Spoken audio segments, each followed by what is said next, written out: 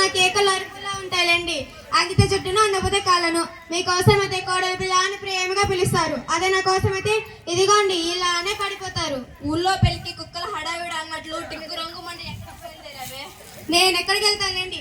పుట్టికి ఎక్కలేనమ్మా స్వర్గానికి ఎక్కినట్లు. ఇల్లే నా స్వర్గం, మీరే నా సర్వస్వం. వసే ఇళ్ళల్లో కానీ పండగ కాదే, చీర కట్టి సింగారించి తిరిగితే ఇంట్లో పనులన్నీ ఎవరు చేస్తారు? ఏంటో ఇంత బతికి ఇంటిని కలిసి వచ్చినట్లు దీన్ని గోడలయ్యాను. ఆరిపోయే దీపానికి వెలుగొక్కు అన్నట్లు మీది పడిపోతుంది. ఏంటి అంటున్నావు? అయ్యో నేనేమనలేదు అత్తయ్య గారు.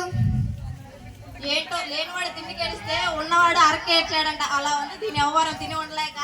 అత్తయ్య గారు ఇదేం బాగాలేదండి. ఊపిరింటే ఉప్పం కన్నా బతుకుతాను కానీ మీతో మాటలు పడలేనండి. అబ్బో కోపం తన్నుకొస్తుందే. ఇచ్చిందేమో 2 రకాల కట్నం, ఇలా సోకులకి వెళ్ళబోస్తే అప్పు చేయని పప్పు కూడా తినాల్సింది. అత్తయ్య గారు ఊరుకూరిని మా కట్నం వెళ్ళదని కన్నవారిని ఆడిపోసుకోకండి. మీకుందిగా ఆడపిల్ల.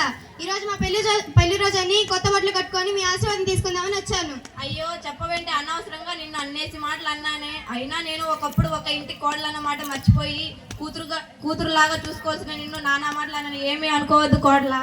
అయ్యో నేనేమనుకున్న అత్తయ్య గారు, మీరు ఎప్పుడు నాకు అత్తయ్య